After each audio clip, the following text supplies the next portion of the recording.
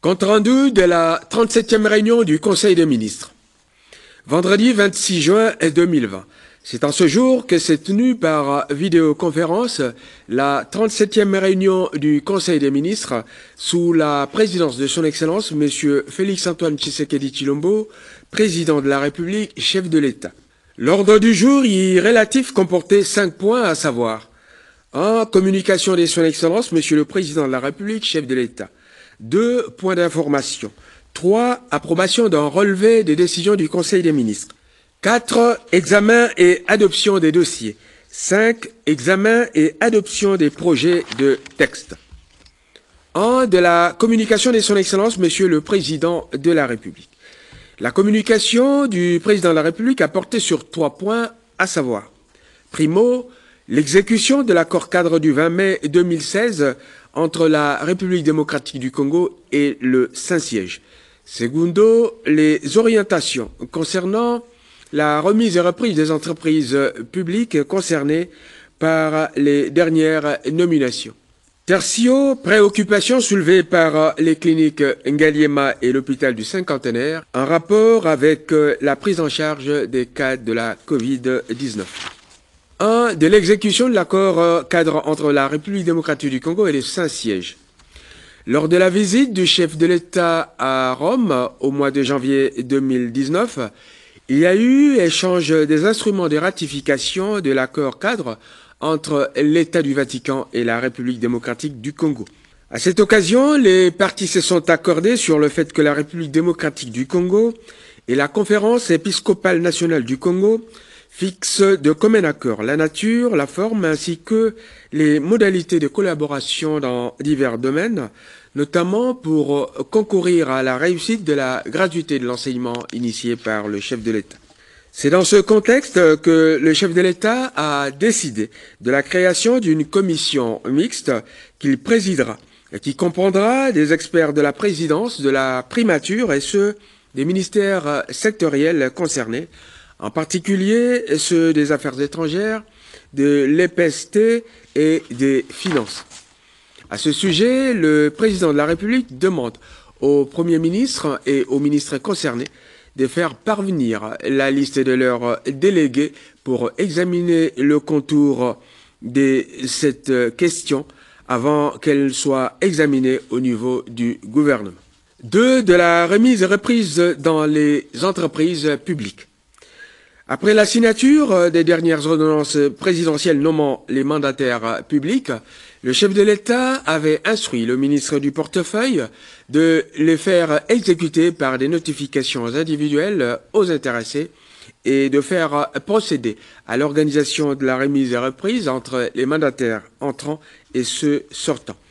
Le président de la République demande au Premier ministre de lui faire part du rapport d'exécution de ces instructions. 3. Du plaidoyer en faveur d'une assistance pour la clinique Ngaliema et l'hôpital du Cinquantenaire. Les responsables de ces 2 structures médicales ont sollicité l'intervention du président de la République pour le règlement de leurs créances vis-à-vis de l'État. Elles sont disposées à augmenter leur capacité d'accueil en relation avec la prise en charge des malades de la Covid-19 si des paiements sont effectués en leur faveur. Le chef de l'État a saisi le gouvernement de ses préoccupations et a chargé les ministres de la Santé et celui des Finances d'assurer le suivi de ce dossier et de faire rapport à ce propos lors du prochain Conseil des ministres, d'autant plus que le gouvernement a énormément besoin de ces structures de santé dans le cadre de la stratégie contre la Covid-19. 2. Des points d'information. Vice-premier ministre, ministre de l'Intérieur, Sécurité et Affaires coutumières. Le vice-premier ministre, ministre de l'Intérieur, Sécurité et Affaires coutumières, a exposé au Conseil les faits saillants ci-après. 1. De l'état d'esprit de la population. Sur ces sujets, on a noté l'accueil favorable de l'opinion sur le verdict du procès des travaux des 100 jours, dans la mesure où il concrétise les promesses du chef de l'État pour l'instauration de l'État de droit. À cette occasion, il a été observé dans le sud Kivu la commission des voies de fait par une partie de la population qui n'a pas accepté ce verdict, de même que des menaces proférées à l'égard des ressortissants d'une province. Le même accueil favorable a été observé à l'égard des verdicts des procès concernant les directeurs généraux de l'OVD et du FONER. Des réactions négatives d'une bonne partie de la population à l'égard des propositions de loi portant réforme du système judiciaire initiées par les honorables Aubin Minakou et Gary Sakata. Parmi ces réactions, on a constaté l'attaque des immeubles et matériels roulants des membres éminents du FCC. La controverse au sein de la société civile quant au choix du candidat président de la CENI par les confessions religieuses. La persistance de l'inquiétude et des doutes concernant la Covid-19. Du fonctionnement des institutions provinciales. Les instructions du vice-premier ministre de l'Intérieur ont été communiquées au gouverneur de province pour réactiver les activités parlementaires en concertation avec les bureaux des assemblées provinciales. On a noté également la destitution du gouverneur du Kasaï central suite à une motion de censure. 3. De la situation au plan sécuritaire. Les FARDC poursuivent leurs opérations militaires à l'est du pays pour anéantir l'activisme de groupes armés. Ainsi, dans l'Ituri, il a été observé des attaques contre les miliciens Lendu Kodeko à Djougou. 4. De la situation au plan social. Il a été constaté une grogne et une menace de grève de la part du personnel de la société de transport Transco pour cause de non-paiement des arriérés de 4 mois de salaire. On a noté également le conflit intercommunautaire entre les Bantous et les Pygmées qui semble s'exacerber. Les forces de défense et de sécurité, de même que la notabilité locale de Moulangué, dans la province du Tanganyika, s'impliquent pour la résolution de ces tensions. 5. Certaines conséquences sociales de la Covid-19. Inquiétude des prestataires à la riposte Covid-19 pour cause d'impaiement des 8 mois de salaire et primes. Cette situation peut affecter négativement la prise en charge des malades. Inquiétude de la population sur l'augmentation des prix des unités de télécommunications. Celle-ci peut impacter négativement les prix des biens sur le marché. Le gouvernement est appelé à sensibiliser les opérateurs de télécommunications au respect des tarifs officiels. Ministre de la Défense nationale et anciens combattants. Situation sécuritaire du pays. Prenant la parole, le ministre délégué auprès du ministre de la Défense en charge des anciens combattants a commencé par informer les membres du Conseil que la situation sécuritaire semble relativement calme en dehors de quelques poches d'insécurité constatées en Ituri et sur les hauts plateaux de Minembwe. Nos forces armées s'activent à neutraliser ces forces négatives. Fait saillant. Il a été noté la résurgence des cas de grand banditisme à Kinshasa et dans le Congo central. Des patrouilles mixtes FARDC police font le bouclage des zones concernées. Dans les territoires de Beni, la traque des terroristes ADF-MTM se poursuit, en particulier à l'occasion du massacre des populations et des attaques contre l'armée et les forces de la MONUSCO.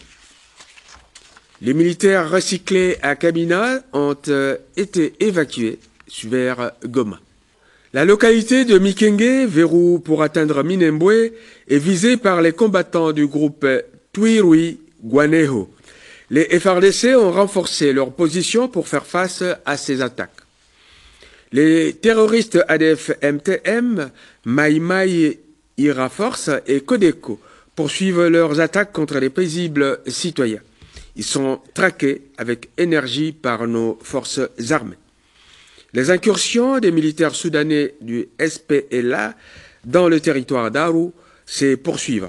Ils sont poursuivis par des patrouilles FARDC en vue de leur neutralisation. 3. Approbation d'un relevé des décisions du Conseil des ministres. Le relevé des décisions de la 36e réunion du Conseil des ministres du vendredi 19 juin 2020 a été approuvé. 4 examens et adoption des dossiers. 4 au total. 1. Ministre de la Santé, complété par le coordonnateur du secrétariat technique à la riposte contre la Covid-19.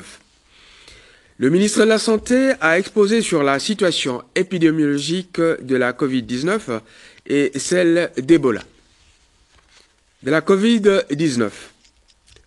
Situation épidémiologique au 24 juin 2020. Depuis le début de l'épidémie déclarée le 10 mars 2020, la situation est celle-ci. Cumul des cas, 6411. Personnes décédées, 142. Personnes guéries, 870. Localisation des provinces touchées. Ce sont les provinces de Kinshasa, Congo central, Haut-Katanga, Sud-Kivu, Nord-Kivu, Chopo, Kwilu, Équateur et Ituri. Les points saillants. Le déconfinement progressif de la commune de Gombe a été fixé au 29 juin 2020, moyennant des recommandations strictes. La province du Haut-Katanga est affectée par la Covid-19. Épidémie à virus Ebola à Mbandaka. Aucun nouveau cas confirmé. Aucun cas de décès parmi les confirmés. Le cumul est de 24 cas, dont 13 cas de décès. Déclaration du ministre de la Santé sur la fin de l'épidémie de la maladie à virus Ebola. Les recommandations formulées précédemment ont été réitérées par le ministre. Ministre d'État, ministre de la décentralisation et réformes institutionnelles. Il s'agit du dossier relatif à l'opérationnalisation de la ville de Lumumba-Ville. L'intervention du ministre d'État a porté sur l'opérationnalisation de la ville de Lumumba-Ville. En effet, en exécution des dispositions constitutionnelles et législatives pertinentes, il a été pris de décrets conférant le statut de ville et commune à certaines agglomérations.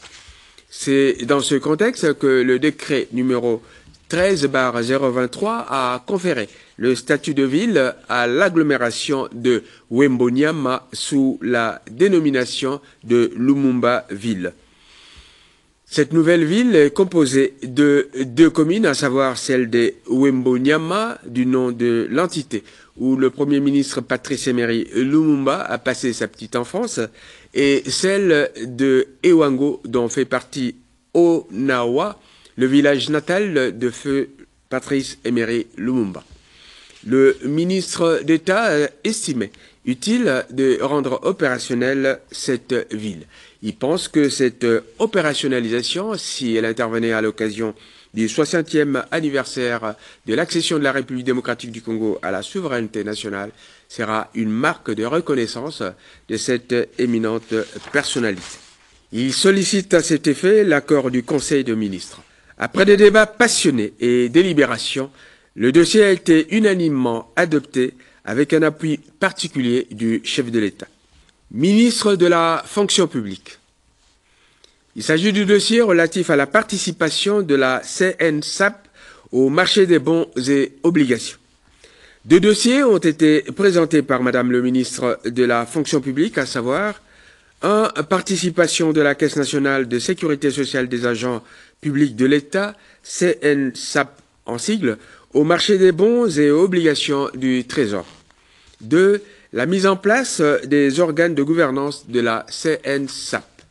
S'agissant du premier point, Madame la ministre de la fonction publique a informé les membres du gouvernement du souhait exprimé par le ministre des Finances de voir la CNSAP placer ses excédents financiers en bons du Trésor et obligations du Trésor afin qu'elle joue pleinement son rôle de placeur institutionnel. Pour rappel, le seul texte existant en rapport avec la gestion des placements de la CNSAP est un arrêté ministériel de 2018 instituant un comité de placement des excédents financiers, CPF en sigle, au titre de structure des gestions stratégiques et tactiques du portefeuille de CNSAP. Ce comité est composé de 2 représentants de l'Intersyndicale nationale de l'administration publique, INAP en sigle, de 2 de la SENSAP et d'un membre représentant l'autorité de tutelle. À l'issue des réunions tenues récemment par le CPF, il a été retenu que la SENSAP procède aux souscriptions des bons du Trésor et obligations du Trésor pour diversifier son portefeuille. Parmi les recommandations formulées au ministre des tutelles à cette occasion, figurait celle d'accorder à la SENSAP une dérogation spéciale pour lui permettre d'investir dans les bons du Trésor et les obligations du Trésor pendant cette période transitoire. Madame la ministre de la fonction publique a sollicité du Conseil des ministres l'autorisation de modifier l'arrêté numéro 29-ME-MIN-FP-2018 du 16 mars 2018 pour donner à la SENSAP la possibilité de participer au marché des titres publics et de jouer ainsi son rôle d'investisseur institutionnel. Après débat et délibérations, le Conseil a adopté ce dossier. À propos du second point, il a été constaté que la SENSAP fonctionne sans organe attitré. Il est donc impérieux, d'après Madame la ministre de la fonction publique, d'accélérer la mise en place des organes de gouvernance au sein de la SENSAP. Après débats et délibérations, le Conseil a adopté ce dossier. Ministre des Finances. Calendrier pour la mise en vigueur des accords des projets Banque mondiale. Le traitement de ce dossier a été reporté à la prochaine réunion du Conseil des ministres. Examen et adoption des projets de texte. 1. Vice-premier ministre, ministre de la Justice et garde des Sceaux. Il s'agit des observations du gouvernement sur les 3 propositions de loi initiées par les honorables députés Obemi-Inaku et Sakata, à savoir 1. Proposition de loi organique modifiant et complétant la loi numéro 13/011 du 13 avril 2013 portant organisation, fonctionnement et compétences des juridictions de l'ordre judiciaire. 2. Proposition de loi organique modifiant et complétant la loi numéro 06/20 du 10 octobre 2006 portant statut des magistrats tel que modifié et complété par la loi organique numéro 15/014 du 1er août 2015.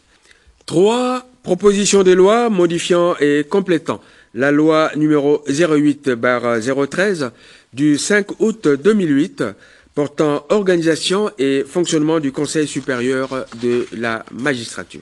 Le Conseil des ministres a commencé par examiner les observations formulées au niveau de la Commission interministérielle permanente des lois et textes réglementaires sur les 3 propositions de loi initiées par les honorables Obemi-Inaku et Gary Sakata et transmis au gouvernement pour observations éventuelles conformément à l'article 130 alinéa 3 de la Constitution. Après avoir été informé au cours du débat que l'Assemblée nationale était déjà en possession des observations du gouvernement sur ces propositions de loi depuis le 18 juin 2020, à l'initiative personnelle du vice-premier ministre, ministre de la Justice et garde des Sceaux, le Conseil des ministres a jugé inopportune de poursuivre l'examen de cette question, laissant la procédure parlementaire en cours se poursuivre à l'Assemblée nationale. Ministre de l'économie nationale. Madame la ministre de l'économie a exposé sur 2 projets d'arrêté ministériels. Le premier fixe la nomenclature des activités et les modalités de modification du numéro d'identification nationale. Le second est relatif à la modification de l'arrêté ministériel numéro 029/CAB-MIN-ECO et COM/013 du 2 octobre 2013 portant création, organisation et fonctionnement du comité de suivi des prix de produits de première nécessité. Ces projets avaient reçu le quitus de la Commission des lois et règlements. Après débat et délibérations, le Conseil des ministres a adopté les 2 projets d'arrêté ministériels. Ministre de l'Environnement et Développement durable. Le ministre a présenté au Conseil, en vue de son adoption, Le projet de loi autorisant la ratification de l'amendement de Kigali au protocole de Montréal sur les substances qui appauvrissent la couche d'ozone. Il avait été rappelé que ce projet était déjà adopté le 15 janvier 2018 en Conseil des ministres, mais attendait sa transmission au Parlement pour examen et adoption. Ce projet a du reste fait l'objet d'un avis favorable de la Commission secteur productif, équipement et reconstruction. Après débats et délibérations, le Conseil des ministres a décidé de la transmission de ce projet au Parlement en vue de son examen à l'occasion de la session en cours. Commencée à 9h20, la réunion du Conseil des ministres s'est terminée à 17h. Je vous remercie.